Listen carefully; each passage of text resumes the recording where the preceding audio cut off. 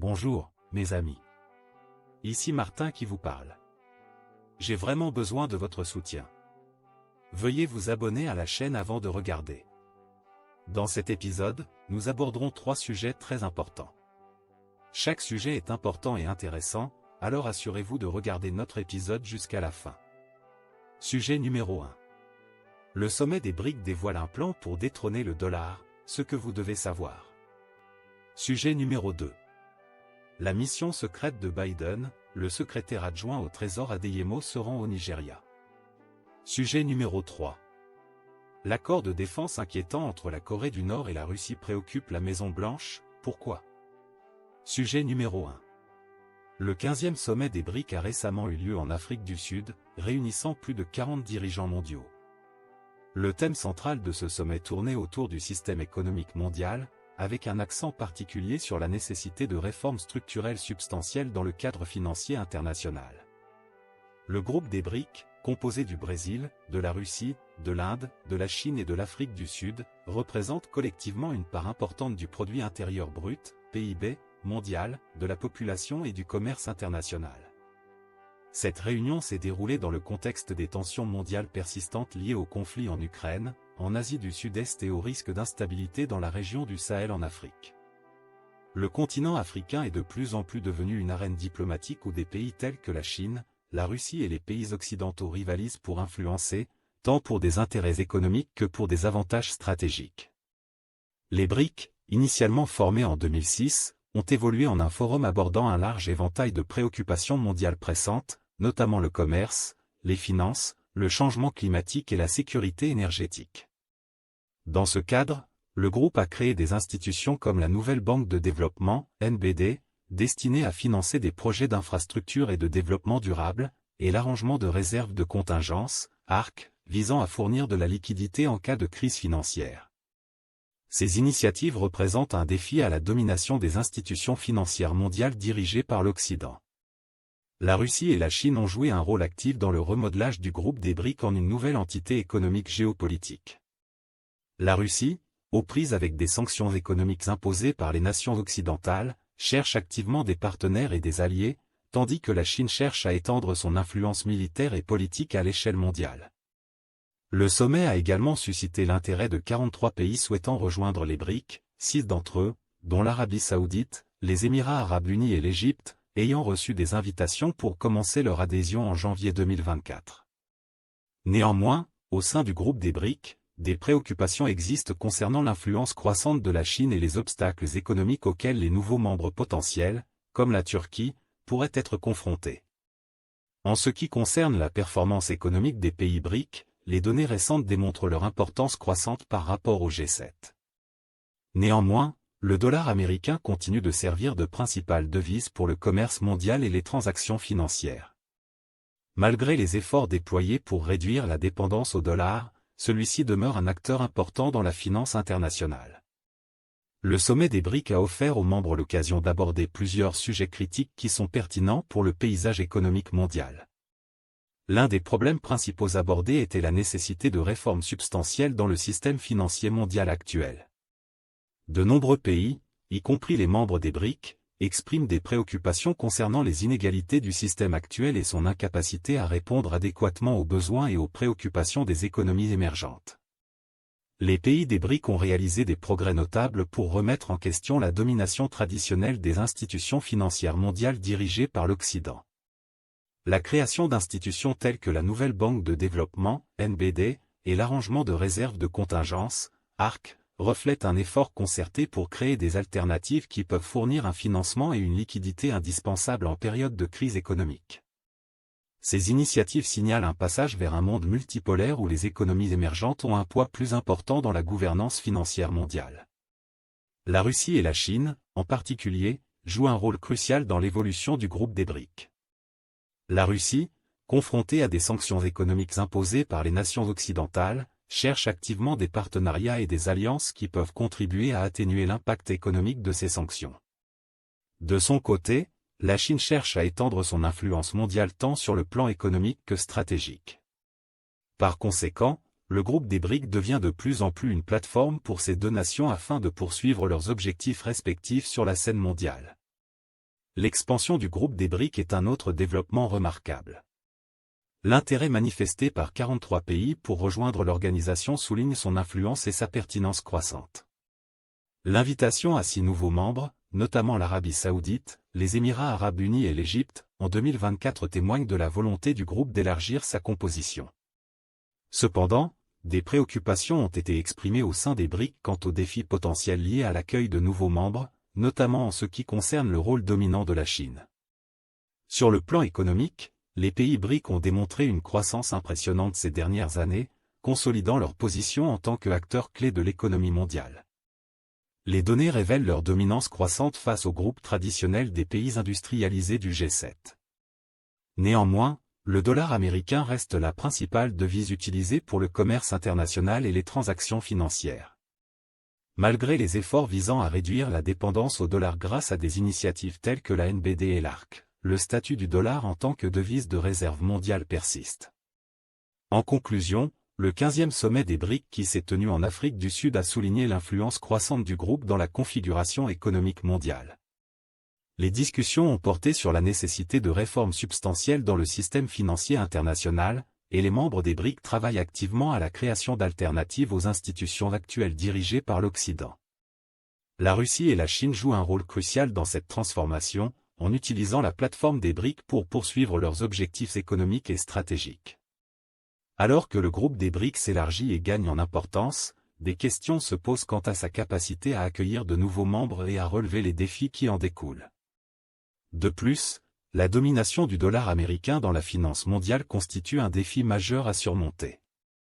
Ces problèmes mettent en évidence les dynamiques évolutives de l'économie mondiale et l'importance de poursuivre le dialogue et la coopération entre les nations. Quels sont vos avis sur le rôle du groupe des BRICS dans l'économie mondiale? Veuillez partager vos opinions dans les commentaires ci-dessous. Sujet numéro 2. La mission secrète de Biden, le secrétaire adjoint au Trésor, Adeyemo, se rend au Nigeria. Dans le but de renforcer les liens économiques avec l'Afrique et de contrer l'influence de la Chine sur le continent, le président Joe Biden des États-Unis a pris des dispositions pour envoyer Wally Adeyemo, le secrétaire adjoint au Trésor, au Nigeria la semaine prochaine. Cette visite intervient alors que les États-Unis cherchent à retrouver le terrain perdu dans la compétition géopolitique avec la Chine et la Russie pour le partenariat et les ressources de l'Afrique. Le Nigeria, étant la plus grande économie d'Afrique, revêt une importance significative dans ces efforts. L'administration Biden voit le Nigeria, une nation démocratique riche en ressources naturelles, comme un point d'ancrage économique potentiel pour les États-Unis sur le continent. Alors que divers responsables de l'administration Biden, dont le secrétaire d'État Anthony J. Blinken, ont déjà visité le Nigeria, Adeyemo est considéré comme un envoyé spécial par l'administration Biden. Adeyemo, né à Ibadan, la capitale de l'État d'Ohio, a émigré en Californie avec sa famille à l'âge de 2 ans. Ce voyage marque le retour d'Adeyemo au Nigeria après de nombreuses années. C'est une occasion exceptionnelle pour moi de visiter un endroit qui revêt une importance personnelle, ainsi qu'une importance professionnelle en raison du statut du Nigeria en tant que plus grande économie de l'Afrique avec une population dynamique, a déclaré Adeyemo. Je vise à discuter des moyens de renforcer nos relations économiques et stratégiques, surtout maintenant que le gouvernement nigérian a pris des mesures significatives en matière de réforme économique. Au cours de sa visite à Lagos, Adeyemo prévoit de rencontrer des responsables gouvernementaux ainsi que des dirigeants des secteurs de la technologie, du divertissement et de la finance. Il prévoit également de rencontrer des entreprises américaines opérant au Nigeria et de visiter un projet local ayant reçu un financement du gouvernement américain. En outre, Adeyemo prévoit de traiter la question de la corruption et d'explorer des mesures pour protéger le système financier du Nigeria contre les activités financières illicites. Il encouragera les responsables nigérians à poursuivre la diversification de leur économie au-delà du pétrole et à adopter les énergies renouvelables. Le message d'Adeyemo au Nigeria soulignera que les États-Unis ont pour objectif d'être votre partenaire, non seulement en fournissant une aide au développement, mais aussi en explorant des opportunités pour approfondir nos investissements et nos relations commerciales. En conclusion, la décision du président Biden d'envoyer le secrétaire adjoint au Trésor, Wally Adeyemo, au Nigeria, reflète les efforts des États-Unis pour renforcer la coopération économique avec l'Afrique afin de contrebalancer l'influence croissante de la Chine sur le continent. La visite d'Adeyemo au Nigeria revêt une importance à la fois personnelle et professionnelle, alors qu'il cherche à approfondir les liens économiques et stratégiques avec la plus grande économie d'Afrique. Les discussions lors de sa visite porteront sur différents secteurs importants, tels que la technologie, le divertissement, la finance et les énergies renouvelables. Adeyemo a l'intention d'aborder les problèmes de corruption et de protection du système financier, tout en soulignant le désir des États-Unis d'être un partenaire à long terme pour le Nigeria en termes d'investissement et de commerce. Il sera intéressant d'entendre vos réflexions sur ce sujet. N'hésitez pas à partager votre opinion dans les commentaires ci-dessous. Sujet numéro 3. Le pacte de défense inquiétant entre la Corée du Nord et la Russie préoccupe la Maison-Blanche, pourquoi ?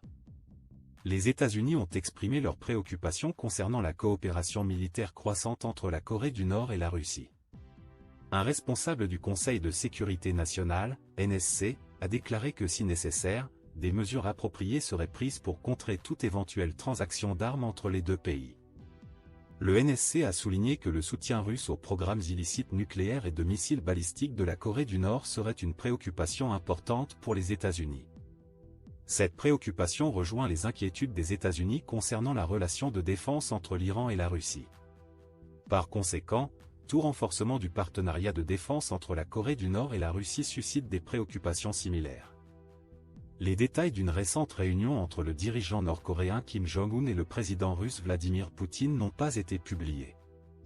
Cependant, il a été indiqué que la Russie compte aider la Corée du Nord dans le développement de satellites. Cette annonce a suscité de vives inquiétudes, en particulier si elle devait contribuer à renforcer les capacités militaires de la Corée du Nord.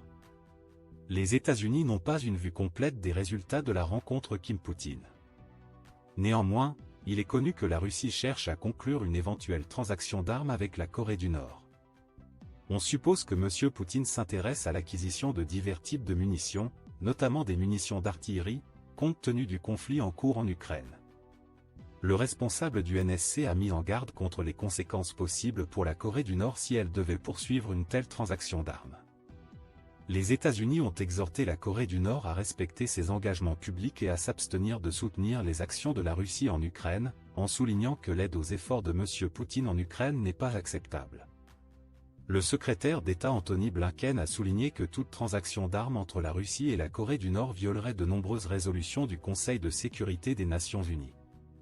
Il a déclaré que les États-Unis étaient prêts à imposer des coûts et des conséquences si nécessaire pour empêcher une telle transaction de se réaliser. De plus, les États-Unis travaillent activement à perturber le transfert de la technologie des armes de la Russie à la Corée du Nord. Un porte-parole du département d'État a qualifié la rencontre Kim-Poutine de situation où le président russe cherche de l'aide auprès de Kim. Il l'a considérée comme une indication de la situation difficile à laquelle la Russie est confrontée dans le conflit en cours en Ukraine. Le porte-parole a également souligné comment des circonstances imprévues ont conduit Poutine à s'engager avec des parias internationaux comme Kim Jong-un, violant potentiellement les résolutions du Conseil de sécurité des Nations Unies pour lesquelles la Russie avait elle-même voté. Il est évident que les États-Unis surveilleront de près les développements suivant la rencontre Kim-Poutine et n'hésiteront pas à imposer des sanctions si elles sont jugées appropriées. La situation reste incertaine et les opinions sur la question peuvent varier. Il est donc essentiel de mener une discussion pour comprendre les différentes perspectives sur cette question. N'hésitez pas à partager vos opinions dans la section des commentaires ci-dessous.